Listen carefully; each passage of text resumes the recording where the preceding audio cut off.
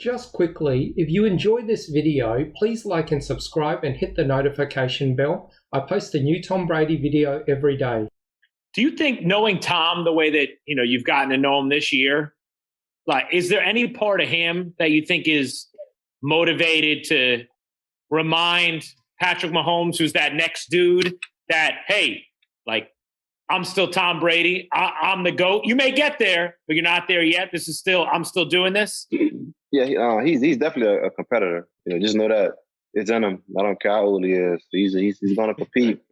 And my biggest thing, when sometimes I bad practice, I'm on the knee, I'm just looking at him, and I'm like, well, damn, how can somebody like, you always on the internet, some people always say they hate Tom Brady, but how can you hate somebody you don't know? Like, I don't understand that. Before you get up out of here, I ain't gonna hold you all day. Before you get up out of here, man, I always got to speak on the GOAT. You know what I'm saying? Because he the GOAT. Tell me something you learned from the GOAT. When I say the GOAT, you already know who we talking about, right? Tom Brady. You already know. What's something you learned? You get to play when I just, everybody who touched that locker room with him, you know what I'm saying? Man, I just want to know, like, because I was on it. I used to really think, like, this motherfucker is a machine, bro. Like, every day it's the same guy. I can't be the same. I try so hard to be the same guy every day, but it's some days I come in there, I'm just tired, or I'm sick, or it's like he the same guy every day. So you tell me a little bit about it, man. What was your experience like in the building with the GOAT? He different. And like, the thing with him is, like, he real cool, though. You see it, like, he joke with you. He talk about sports. He talk about rap. He talk to you, all that. And it's like, they come in there, you don't know what to expect. I met him a couple times before, but he was just different. Like, I never see somebody so prepared. Like in the beginning of the year, he was intense. You know what I'm saying? It was new. Everybody was new. He's filling everybody out. But every day he comes to work. We get to the playoffs, the intensity jumps up even more. And then the Super Bowl, he was like crazy different. I'm like, it can't be no other level. It's a whole nother level. Like his preparation. So you got them long weeks where you're waiting to play. Yo, we would have practice. Dudes would leave, right? We get probably like 15 dudes, like the quarterbacks, running backs, wide receivers, tight ends. You know what I'm saying? The skill guys. You get a text out. It was Tom on the thread group chat about video, about 15 minutes, 10 minutes. He going over everybody. Yo, the cornerback, he does this, he does that. When he does this, the way he stands, he's in this coverage or this. Mm-hmm. I'm like, dog, it's like a movie. Yo, he would do it every day. I say, yo, and the thing with him is, like, he wants to be great. Even we talked about Mahomes, you know what I'm saying? Because, like, I've been there, you competitor, you not worried, but you like, hey, man, how's Jamal Charles? How's Frank? You know what I'm saying? Little stuff. Over there. And he asks little things, and, like, he knows that Pat wants to be great. How he talks. Like when dudes take a quarterback, they take certain money, they don't take everything, and they playing money for, like, other players to keep them good. Right. He get it. That means he want to be the greatest. Like, he ain't worried about that money. I want to win. I get that money later. He need other people with him to be great. Yeah, that's any. So even, like, asking questions about different players, and another thing, he knows everybody. Like a rookie, he knows what he's good at, what he's not good at. That's how you know dudes is great, when they know everything about every player. It's like he's dialed in. Like every defense. Dog, he's so smart. Even like when we play teams, like, yo, they're gonna try to take this away from us, this and that. And the coach is like, well, you sure, Tom? Because they haven't shown that in like 6-7 weeks. You sure? I'm telling you, like, they gonna play this type of defense. Sure enough, they playing cover 2 the whole time. But they covered. I'm like, yo, he so shit they never did before, right? Man, that dude, man, he's smart, yo. He real smart. Yeah, I just love to hear it, man. You know what I'm saying? He the GOAT. We gotta honor him like he the GOAT. We try to give him his flowers while he here. You know what I'm saying? Give him his flowers while he playing right now. He the GOAT. I like to have people talk about it, man. He a goddamn machine. Hey, the greatest. Super Bowl at home, Tampa, different deal. We've never seen it before. Who gives the last speech to the Buccaneers? Is it Uncle Bruce, the head coach, or is it your quarterback, the GOAT?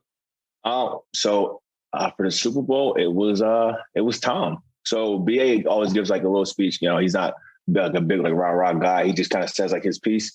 And then typically it's Devin or Levante that talks throughout the season. And then the Super Bowl, they both said their thing. And Tom's like, yo, I got a last word. And he gives like this epic speech. And I think it hit a lot harder because like he didn't speak at all. Like he didn't give any pregame speeches throughout the year. And so it's like, yo, like this moment is like that tells you how big the moment is when Tom gets up here and he gives like this legendary speech. I'm like, yo, that's live. That is very dope. Like we were all ready to go. when you're on the team with him and you see the work he puts in, you see he wakes up, we have meetings at 7:45. He's up at 5:30 every morning. You see why he does the things he does, the accomplishments he has, the championships he has, and his resume is good how it is because he puts in the work. Nobody noticed that. So instead of you hating on somebody, like you saying you hate, like hate is a strong word. You could learn something from that guy. And I've been learning, I'm watching him, I've learned a lot from him. You know what I mean? Throughout my time here in Tampa with him. You know what I mean?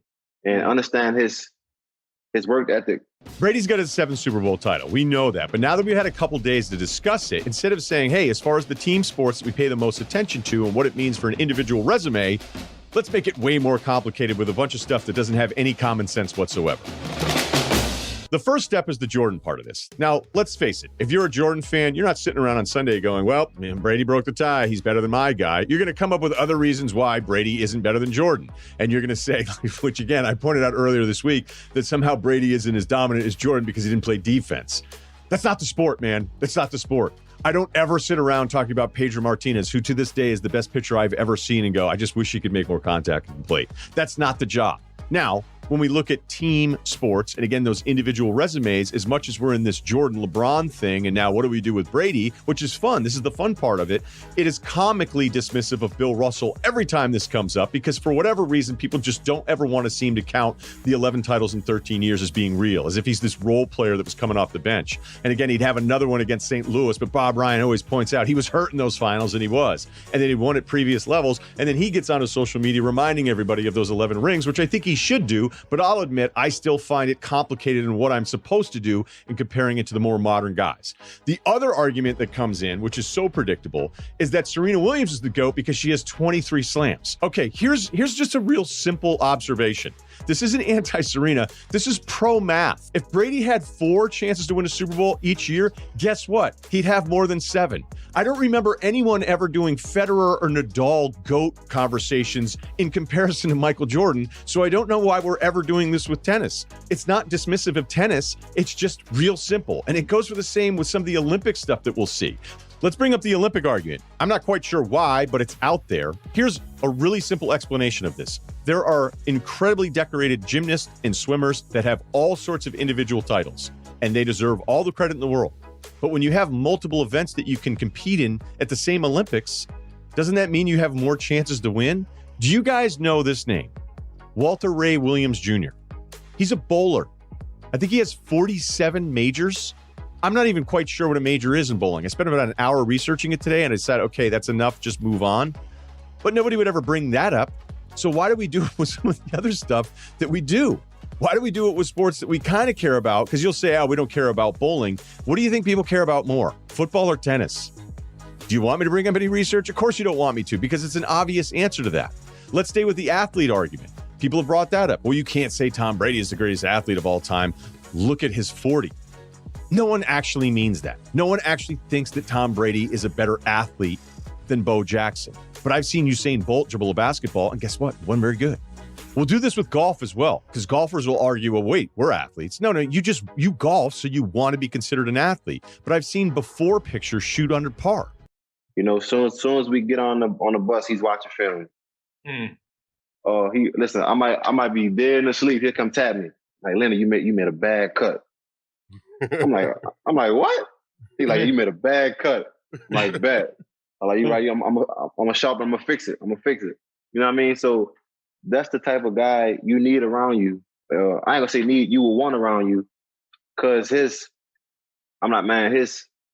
everything he has, it just rubs off on you. You know, you want to be that great. you want to have those ethics he has. He's like, to me, you know, some people compare him like LeBron or whatever. Like he's the Kobe of football to me. I'm not gonna lie to you. He's about to play in his 10th Super Bowl. Yeah. A lot of people were on the Chiefs. A lot of people had them winning it. What does he say? What do you remember? Is it just this rhetoric? Is it from the heart? What kind of thing does he say when he gets up in front of you guys? It was a little bit of both, right? Like it's the rhetoric, you know, like it's what he's saying. It's how he's saying, how passionate he is. You know, like you could tell like he really means this, you know, like he's talking about like, you know, about the game and like, you know, honor and what this game will mean to everyone's legacy, going out and winning this and beating that team, and he's like, this is something that your grandkids are gonna be able to remember and be taught. And it's just like, he's so passionate, man. And it's funny too, because like he's been to 10 Super Bowls at this point, and like he's still just as fired up. So we're like, yo, like we gotta roll. Like our time is now. Like he really had us ready to go. Is it true, Chris, that he ended his speech before the Super Bowl by getting up in front of you guys and eating W's? that remains to be told. Hey, just something I heard. It didn't happen? Yeah. Word on the street is it didn't happen. But okay. I mean, I don't know if I'm a reliable source. I might have been looking the other way or something. That's it for this video. I post a new Tom Brady video every day, so please like and subscribe. That way you'll always have a new Tom Brady video to watch every single day. Thanks for watching.